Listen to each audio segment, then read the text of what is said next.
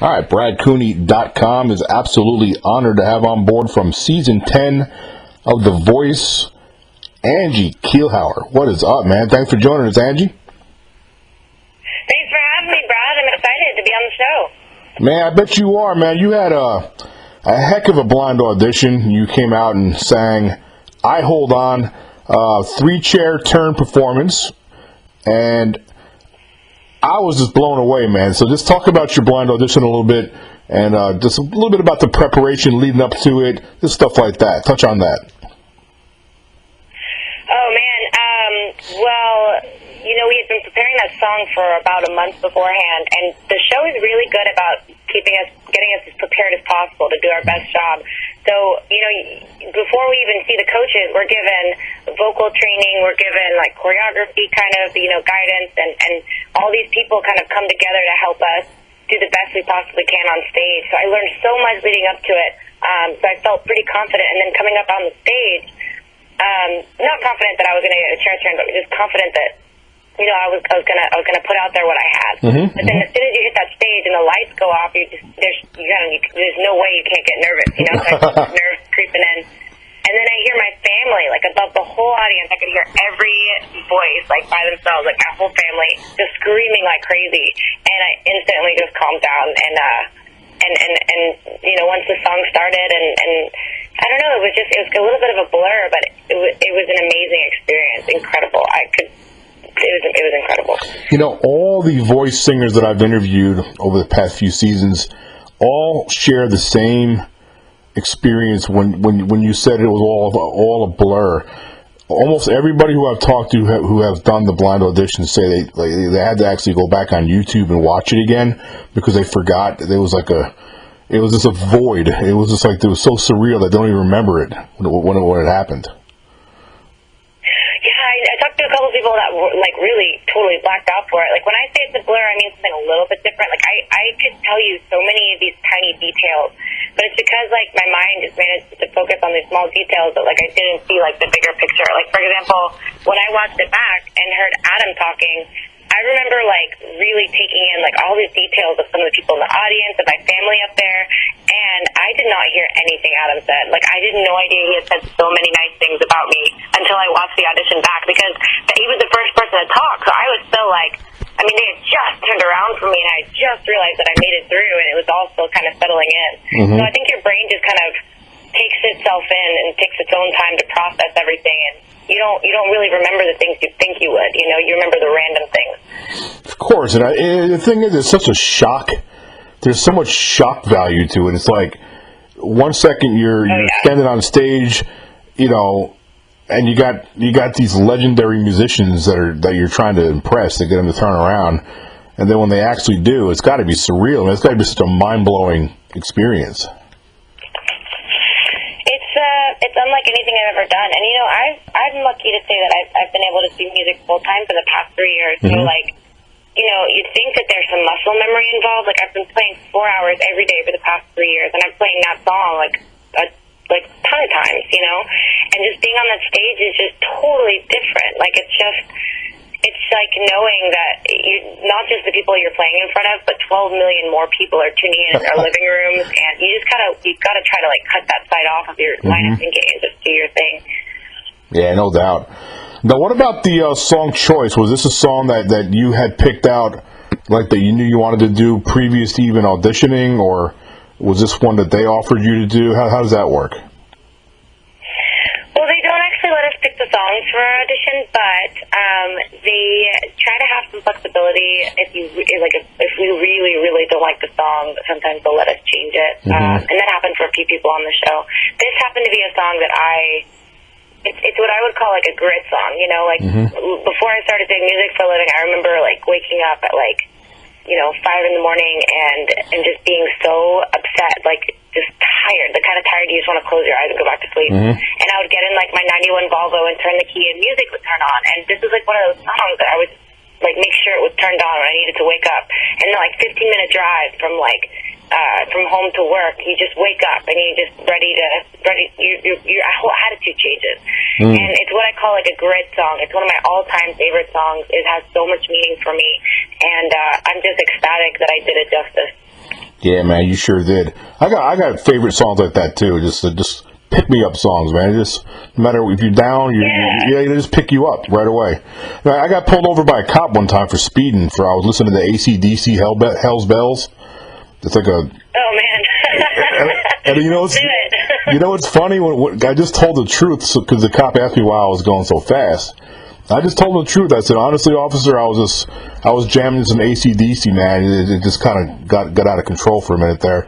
He gave me a break. He was like, I appreciate you being honest, man. He's like, I'm gonna give you a warning. I like that. Yeah, it's a true story. I don't think I ever met a cop that gave me a break. They were all like, yeah, I know. Yeah, exactly. All right, you know what? When I was watching your blind audition, when it was first aired, like on not on YouTube, like on TV on The Voice. I was like, why are they waiting so long to turn around? This girl's incredible, man. And it's like all three, well, Christina didn't, but Adam, Blake, and Pharrell all turned like simultaneously, but they turned late in the song. Was there any point while you were singing the song where you're like, come on, man, somebody needs to turn around? Were you getting a little bit nervous? Oh, man, it's so funny you say that. So I'm sure that this is kind of in my head, but this is exactly how I remember it. So I remember being out on stage and, like, seeing all their names in the back of the chairs, and I'm starting to play the song, and I'm thinking, like, I'm singing it the way I practiced it. You know how sometimes you're like, I'm having an off day, but I was like, I'm singing it the way I practiced it. I'm doing what I need to. I couldn't be doing the song better. And then I remember thinking, like, man, they're not turning around. And you can see it in my eyes for a minute. Like, there's this little bit of, like, damn, like, I guess this isn't going to work out. And then there was, like, this immediate, like, peacefulness. Like, I like, this just, like, acceptance. Like, I could hear my family, and I was just like, you know what? Like, I just love this. Like, I love performing. I love the energy that I'm getting from the crowd and this whole environment. Like, I was just like, I'm just going to take this moment because it's such a good one. And I remember thinking that, like, just being at peace with the idea of not moving on the show and just loving the fact that I got this far. And I look up at the audience and, like, focus on them instead of the chairs. And I swear, it's probably totally in my head, but I swear I heard the audience get louder exactly at that moment. And I just remember, like, just being so incredibly grateful. And then looking down and seeing those three chairs turn, and I never saw them turn, and just seeing them kind of like bounce around to the music. You just see me like wail out that last note, like on cloud 10. It was surreal. Yeah, I was like, man, about time. I was gonna be so, man, Angie. I was gonna be so pissed off if nobody turned around. I mean, I would have been disgusted, man. So they all did. They know better than me. These guys, you know, they know. They hear the talent. I think it's a little bit of a chess game with the judges. They kind of like, they're like feeling each other out and hoping one doesn't turn, and you know what I mean. They have their own little thing going on back there. Oh, I believe it. It's so funny to watch it back and see them kind of like the way they're reacting before they turn, because, you know, we don't see any of that. We see at the same time everyone else does, like, when it airs on TV. So we're all, like, sitting there like, oh, that's what was happening, you know? Yeah, absolutely. So you picked Blake, awesome, this legendary Blake Shelton. When it was ready for you to choose your coach, were you did you have your crosshairs on Blake, or did Adam and Pharrell have a chance? Did Blake talk him out of it? I mean, were you sold on Blake, or was there any kind of, you know, thought process there? No. You know, I keep saying, like, the show's so great at, like, you know, they truly want to support us as artists just as much as anything else, you know? So they kept telling us, like, have an open mind, like, go with your gut when you're up on stage. Like, make sure you go with your gut. And I was up there, and I was listening to everybody talk, and I just remember feeling kind of pulled by each of them as they kept talking. But then Blake just said the right things. Like, he said something about, like, he liked that I covered a guy's song, and he said that he, just the way that he described my music is kind of like a little bit wild. Yeah. I never thought the words wild and, he said you were reckless. Undisciplined would be such a compliment to me, but I was like, I thought about it, and I was like, you know what? Like, I like taking risks. I don't like singing songs that I know are easy to sing. Like, I want to do something a little different. I want to surprise people. I want to, like, create a moment for them that they weren't expecting to happen. You know, those are the things that I live for in music, and those are the kind of things that I would kill to just be able to create. And he does that so well with his music. He always kind of goes for a different route. With each album, he kind of, like, redefines his sound, but still has that soul that's just the same. That is Blake Shelton. And I respect that so much, and I've followed his music for so long that I I felt it just clicked when he started talking to me, and I was like, guess where I want to be. And, I think that's the biggest thing that you need to look at if you're going to choose a coach to help you get better, get to where you want to go, Yeah, absolutely. I think you used the word you were reckless. You were reckless with your performance, but in a good way. I think that's what he said. I really do. I think he said you were reckless. He has a really cool way with words. He really does, but they always fit. His choice of words really fits well what he's trying to say. It's pretty funny. Yeah, he really does. He's a really honest guy, and he really does want all of us to succeed. What is something you can share with the fans out there that's going to listen to this? Something that Blake's taught you that's really helped you with your singing and your performance. Well, the time that I really got to spend with him was with the rehearsal that we just did for the battle round. Yeah. So you guys are going to get to see some of that next week, hopefully, if they air mine in the first two episodes of the battle. Awesome. But I would say, some of his biggest stuff that he's told me is actually kind of, it's interesting because I'm such a doer. I'm like, okay, the last 3 years I've booked, promoted, I've done all this stuff to manage my career as a musician. And I've spent so long doing all the other stuff, being my own graphic designer, my website, maintenance, all that stuff, that I've had less time to really focus on the music. And I think about it the same way that I think about the business. I'm like, okay, what is a particular part of the song I have to change? And he kind of taught me to calm down a little bit. And he was like, you've got so much already. You need to, relax and let the song be what you're going to do to it, because I'm so focused on the details. I'm like, give me a to-do list, give me homework, let me work on this, give me specific things I need to work on. And he's more like, you're doing really good. Just calm down a little bit and just trust yourself. And having Blake Shelton, somebody who's someone who I've considered someone I want to look up to musically for so long, just look at me and say, you are an artist. It's not something you have to try to be. You're already there. You need to trust what you can do, and that'll take you where you want to go. And just hearing him say that to me was probably one of the most, it was a little emotional, and it was just a really real moment for me to know that somebody that big could actually say that I was yeah, it's a confidence. It's a confidence booster, and it validates what you probably already. Exactly. It validates what you probably already knew, but everyone's just kind of. A lot of people don't like to pat themselves in the back, and everybody has a little bit of a confidence. You know what I'm saying? When somebody that big, like you said, it validates. It's a game changer. It boosts your confidence right through this. It really is, yeah. Yeah. And that's why it's so easy. That's why I love this job so much. Just doing music, because the only way I make money, the only way I make a living, is by a lot of people making the small decision to watch a YouTube video or buy $1 for a song but it's all these people. I can't tell you the number of times that I've stayed at people's houses that I met on cruise ships while I'm on tour, or somebody reached out on a random night and just said, hey, I found your CD in my car, I just wanted to let you know I love this song. It happens to be a night where I'm driving 6 hours to go to a bar and play for a $200 show. It's these little things that just fill me up emotionally to make me continue to do music, and I wouldn't be able to do it with all these people that supported me. That's why I make it such an effort to respond to every single Facebook message, every tweet, every time that someone reaches out. I want them to know that I'm going to respond, because I'm just so grateful for them letting me do what I love. That's huge. It's really, really big to have your fans connect with you. Especially in this process while the voice is going on, because the fans are going to be voting for you, and it's if you make it, if you make it that far, if you make it to the live shows, they're going to be voting for you. So it's always great when you can reach out and connect with your fans. That's why I think the whole social networking thing is awesome. When I'm 50 years old now, so we didn't have the Twitters and the Facebooks when I was 20. So when I listen to rock bands and my favorite musicians, they almost felt like they were on another planet than I was. So they were untouchable. You buy their records in the malls and the record stores or whatever. But now, with social networks, you can actually communicate with them. And if they're open to it, if they're open to that, and you are, which is going to really bode well for you.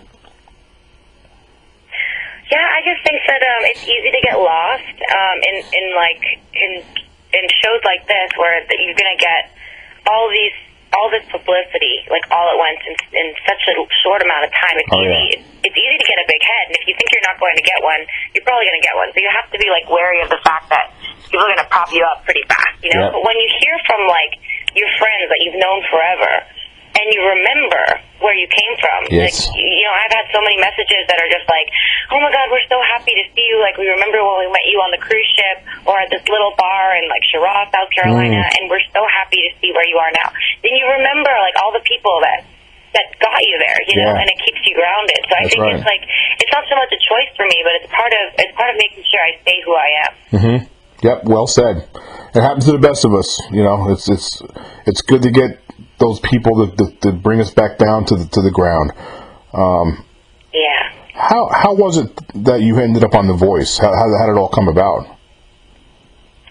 Oh man, it's kind of a whirlwind. I auditioned 3 times in total. I one time auditioned like 4 years ago, and I didn't even. It was an open call audition. I didn't even make it past the first round. It was before I started doing music for a living. And then I did a video on the cruise ships at like 3 a.m. when everyone was asleep. I would do these like every week. And I remember this particular day I was so tired and I didn't want to do it. And I was like, you know what, I'm just going to get it done. And I did this YouTube video of American Kids by Kenny Chesney. And Kenny Chesney happened to see the video.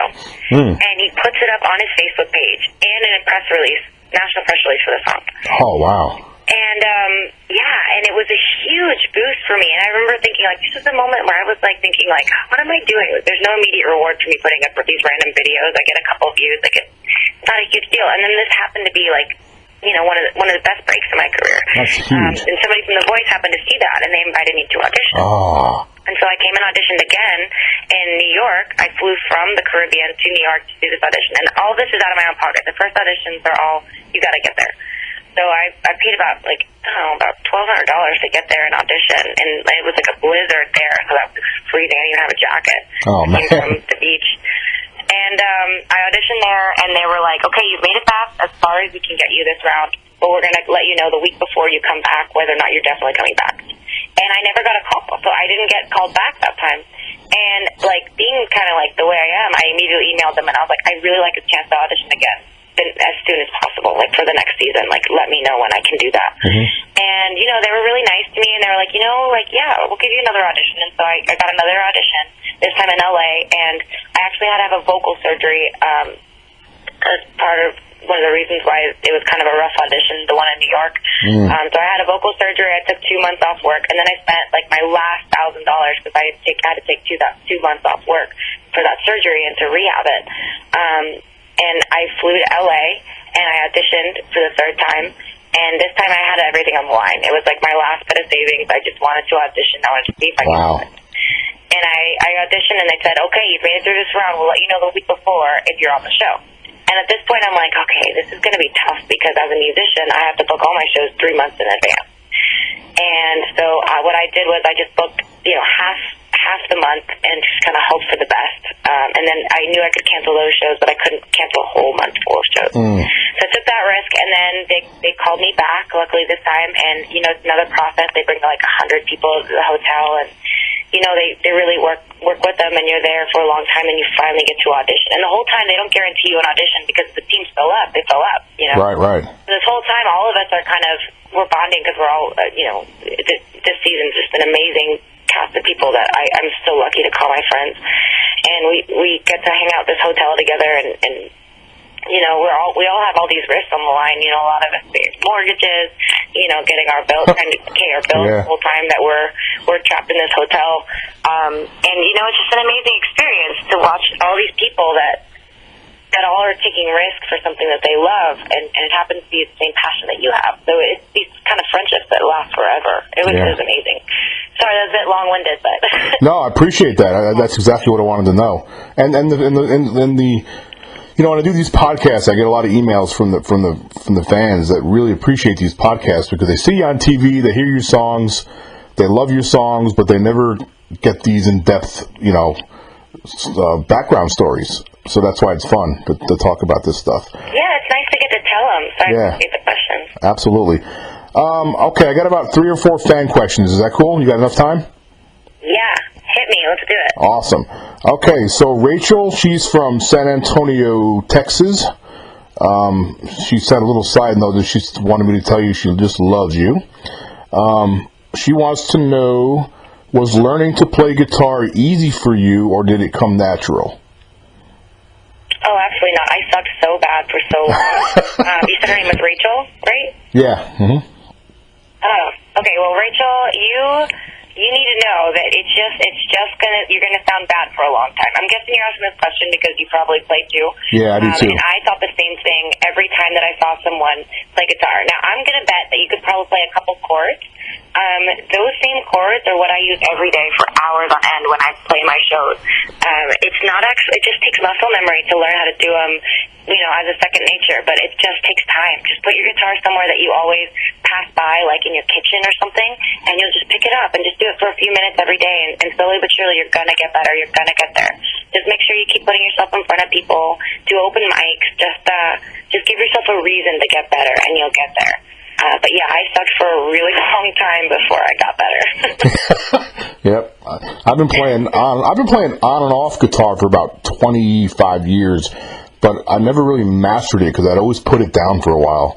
I'd pick it back up, then I'd put it down. I can play your basic chords, but I'm nowhere near as good as you are, Angie. That's for sure.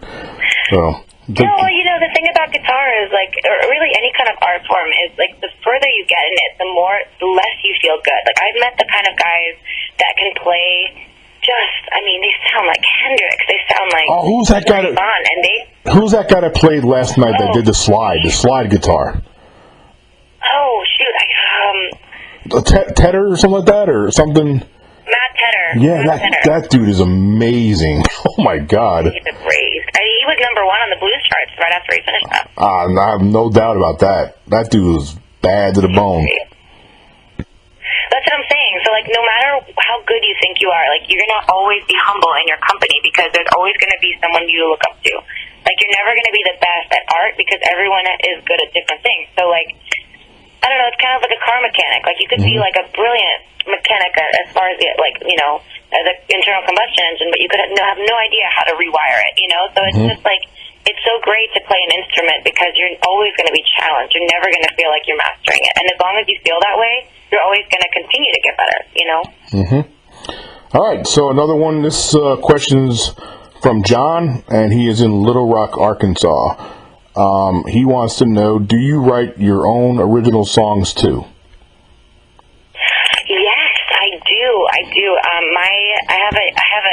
What was so great about the show, when I saw that my single was climbing up the country charts, I was ecstatic. I was so excited.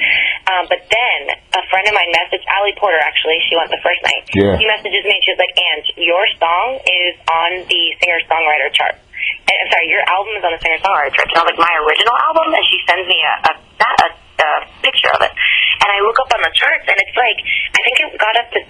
No, it got up to number 9. Wow. On the singer-songwriter charts on iTunes. Yeah, my original album. Yeah. It has 2 covers on it, but the rest of them are all original. And so that I just cried, and I never cry. I very rarely cry, and I totally teared up. It's something when people appreciate, a cover song that you do, but it's something entirely different when somebody says they love what you write. Yeah. The thing is they know you because those songs are very personal. It's like reading an entry in my journal, Yeah. So when someone takes the time to listen to it, it's like they're taking the time to get to know me, and then if they like me after that, it's so much more personal and moving. But yeah, I actually was recording an EP right before I got on the show, which is a little different from my singer-songwriter album. It's a very country album, and I had to stop myself from releasing it to be on the show. So that's going to drop within about 30 days, and that's 100% written by me with some amazing musicians that went out of their way to back me up on it. So I'm excited about that. Yeah, man, as you should be. Now, tell the fans what the name of your original your album is that's climbing the charts and where they can get that. Yeah, the album is called Live Acoustic Sessions, and if you type my name into iTunes, it'll bring it up right alongside my I Hold On song. But just Angie Keilhauer, A-N-G-I-E, last name Keilhauer, and it'll come right up. Cool. Okay, one more fan question, and this is from Elizabeth, and she is in Memphis, Tennessee. She wants to know, who are some of your musical inspirations? Ooh, musical inspirations. I have so many. Like we mentioned Stevie Ray Vaughan a little earlier. I really like him. I'm not crazy about the amount of drugs he used. Right. But Exactly. he is such a killer performer. Like when you're up there, Bob Dylan I like. You know, it's funny. Mm-hmm. I feel like Bob Dylan, Red Hot Chili Peppers, like some of my favorite bands, they're not that great at singing. Like, no one's gonna call Bob Dylan like the vocalist of the year, you know? No. But his music is so honest and so good. Like Right. you just feel like it's telling a story that you can just take it and move into your own life. And that's what I feel like music's supposed to be. It has nothing to do with the way you sound. It has everything to do with how you can make people feel, the moments you can create for people. And so if you ask my favorite artist, it's always going to be people that can move me. I've always thought John Mayer is one of the greatest songwriters I've ever heard. John Mayer? Yeah, he's such a great writer. He's I love his writing. badass guitar player, too. Martin. She's always been one of my favorites. Mm-hmm. So, like, all of my favorite artists are pretty much the weirdest mix of people you'd ever think. But they're all great lyricists. They all write really well, and they've all written songs that have in some way helped me through my life. Yeah, and John Mayer's also a bad to the bone guitar player. Really good guitar He player. is. Yeah. His Live in LA album is probably one of my favorite, most played albums that I own. Okay, one last question from the fans. Her name is Jill, and she's from Jacksonville, Florida. She wants to know, what advice can you give to someone that's thinking about auditioning for The Voice? Ooh, okay. This is a really good question because, like, remember I told that story earlier about how I did not want to put up that YouTube video because I was I'm so tired, and it was just something that I said I was going to do on my calendar, and I kind of could have pushed it off. There's no one holding me accountable, but I did it anyway. Well, now, that I've gotten all this push, all this work that I did before this moment has all of a sudden become so relevant. Like, I have over 100 videos on YouTube that everyone is able to watch if they want to watch more songs that I do. I have that acoustic album that people can listen to if they want to hear an original song, All this work that I did before that I honestly didn't think would be that relevant in the future if I were to make a big break, all of a sudden became the reason that I'm doing really well. So I would say if anybody wants to audition for The Voice, just know, opportunities will come. They will come. But consistency is the only way that you're going to be able to take advantage of it. So get yourself a calendar, whether it's Google Calendar or the one on your computer or even just on your phone. And start by saying, I will put up one cover every 2 weeks. Start with something small like that. And say something like, I'm going to create a fan page and I'm going to post on it once a week. Just something. Or get an Instagram, something like that. Do something to help people find you. And the opportunities will come, but they're only as good as your consistency. So make sure it's never going to feel like, the weird thing about some of the most important things you have to do as a musician is that there's no instant gratification. You're not going to get money in your pocket from putting up a YouTube video. You're not going to get, something from a Facebook post or Instagram or returning the comments on your pages. But it's all laying the groundwork, and it makes you better as a performer and as a person and as an artist. So consistency is everything. Great answer, man. And you got some killer stuff on your. I was going through your YouTube channel. I mean, you sing in Spanish, and then I saw this one really cool video where you take this it looks like a ferry boat onto an island. It looks like, and you're carrying the table and the guitar with you. Oh, that's right. Yeah, that's a great song. Yeah, I did that for the Tiny Desk contest for NPR. That was an adventure. That desk weighs a lot more than it looks. Yeah, it didn't look like it was. I sat for a week. Yeah, it didn't look light. It looked like you were struggling a little bit. It was the guitar. Angie, I had a lot of fun, man. I really, really appreciate you doing this.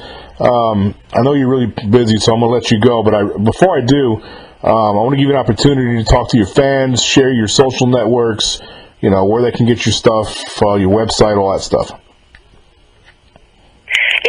I think a couple people on the show might be able to see me live. I know I'll be playing near San Antonio in April, but waiting to see the film schedule for that before I can secure those shows, but I have them already on hold. Memphis, I'll be playing there before the end of the month. I think there was one other place that I was playing nearby. Well, all of my tour schedules, it's always pinned to the top of my Facebook page. There's also a tab that you can click on. It's also on my website, angiekeilhauer.com. I play a lot of shows. I play a lot of bar shows. It's free to get in. You just come in and meet me. I'll be playing for 3 hours. We'll have a lot of fun. I love requests. Come and meet me. Reach out to me. Talk to me. I want to hear from you. And especially if you're a musician, I want to hear your stuff. So send me a link to your songs. You know, at the end of the day, music is a community, and I really just like to hear from you guys. That's awesome. I'm going to be looking out for that Memphis show because I only live about a 2-hour drive from Memphis. So we follow each other on Twitter. Go ahead. I'm playing at a South Main Sounds. It's like a singer-songwriter venue, and then I might be doing a show at either the Hard Rock or the Green Field downtown. Awesome. Direct message me, like, exact when you're going to be there, because I'll make the trip for that. Yeah, I'll do that. Yeah, I love Memphis. It'll be great to meet you. Absolutely. It'll be great to meet you, too. Thank you so much for doing this, man. I really appreciate this, and I'll have this up probably tonight, and if I do, I will shoot you the link. If you could retweet it, that'd be great. I will absolutely do that. Thank you so much. I appreciate you taking the time to help me do what I do and help me reach out to people.